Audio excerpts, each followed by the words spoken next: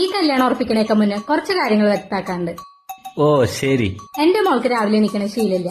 9 മണി 10 മണിയാവും. അതുകൊണ്ട് അവൾ ആരും രാവിലെ എണീപ്പിക്കരുത്. എന്റെ മോള് ബോർഡിംഗ് സ്കൂളിലാണ് വളർന്നത്. അതുകൊണ്ട് അധികം ആരായിട്ട് ഇടപഴകി ശീലമില്ല. അതുകൊണ്ട് മോൾക്ക് ഒറ്റയ്ക്ക് ഇരിക്കാനായിട്ട് ഒരു റൂം ശരിയാക്കി കൊടുക്കണം. അതെന്താ വെച്ചാൽ അവള് ജോലി ചെയ്യുമ്പോ അവളെ ആരും ശല്യം ചെയ്യാൻ പാടില്ല. അല്ലെങ്കിൽ ഈ പൂത്താങ്കിരി പോലെ കലപില ചെയ്തുകൊണ്ടേയിരിക്കും. മോൾക്ക് അരുതുകൾ ഇഷ്ടല്ല. അരുതുകളാ? ചെയ്യരുത്, പൂവരുത്, ഇടരുത്, അങ്ങനെയുള്ളതൊന്നും മോൾക്ക് ഇഷ്ടല്ല.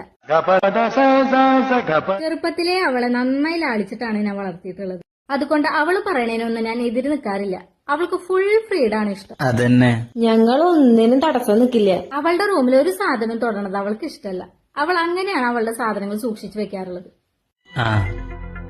പിന്നെന്താ വെച്ചാൽ അവൾക്ക് ഭക്ഷണം വെക്കാനൊന്നും അറിയില്ല.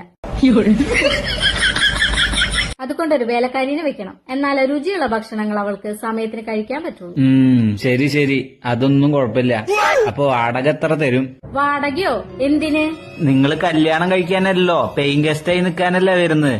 ഞങ്ങളുടെ വീടിന്റെ ഒരു പോർഷൻ വാടകയ്ക്ക് തരാം.